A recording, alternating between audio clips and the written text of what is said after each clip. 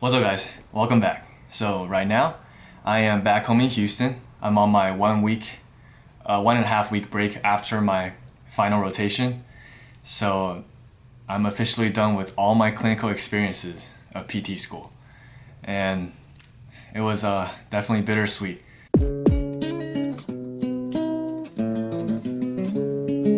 My last week, I got a chance to observe surgeries, and I followed the neurosurgeon at our hospital, and he did two surgeries. The first one being L3 kyphoplasty, and the second one being a C4 to C7 ACDF, anterior cervical discectomy fusion.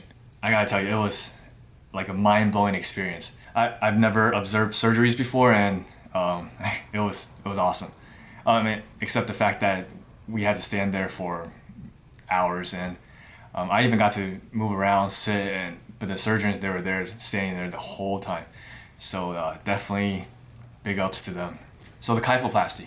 The kyphoplasty is basically indicated for patients who have osteoporosis and that cause any stress compression fractures over their vertebrae, causing the height of their vertebrae to collapse. The surgery is minimally invasive. The surgeon went in through 2 points into the vertebral body, and then they insert like a balloon tamp through the tube, and then it blows up the vertebrae so that the height is restored, and then they fill it with bone cement so to maintain that height. And the surgery itself, it took probably an hour and a half from the beginning to end, because it takes a while to really prep the surgery, to get everything ready, and then the surgery itself didn't take too long. So during the surgery, they used the fluoroscopy machine to guide where they're inserting the tubes, and then where they're inserting any instruments. And it's like a live X-ray to see what they're operating on.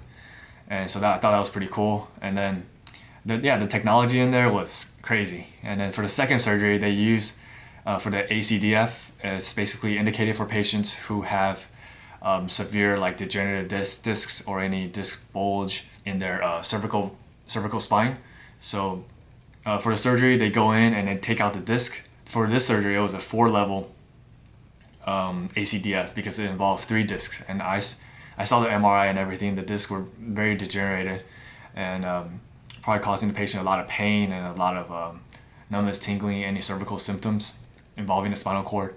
And for the surgery, they go in and then they scrape out all of the disc, and then they also put in the new cement in place of the disc, and then they put on the plates and the screws to fuse it to make sure it's stable. And for this surgery, they used like a big crazy microscope. They have microscopes on their the glasses that they put on, and they have like a big microscope attached to like a monitor. It was high quality, so I got to see the monitor. I wasn't close enough to see the surgery happening. I saw everything through another monitor, but that was basically everything. And the surgery itself took, I think it took at least close to 4 hours, 3 to 4 hours. The incision they made for the ACDF was literally this big through the front, and then it took about an hour just to get to the spinal cord. I mean, not to the spinal cord, but to get to the spine, the vertebrae. They had to move like the trachea to the side, move everything to the side, move some muscles to the side, but they did it all with like this much space. So that was very impressive. And the neurosurgeon had another resident with him, and they were both doing the cuts, and they were doing everything. So if you guys ever get a chance to observe surgery, I will highly recommend it. And even though these were more, I wanted to see more orthopedic surgeries like knee replacement, hip replacement, but these more spine specific ones still really need to see. So right now I am back home for like a week and a half before I go back to school for a wrap-up week and leading up to our graduation. So right now at home, I'm just kind of getting some things prepared for graduation and for taking the boards. So I've officially registered for the MPT board exam on July 19th. And there's also a couple steps I have to do for Texas requirements before I can take it. Like we have to mail in a 2x2 passport photo to the boards, and then also we had to get the letter of completion from our school, from our director, and then I think I'll take the jurisprudence, the law exam for Texas. But the good thing is it's open notes and it's free. So I'm happy about that. But I'm going to take it sometime within the next couple of days, and then yeah, getting some stuff ready.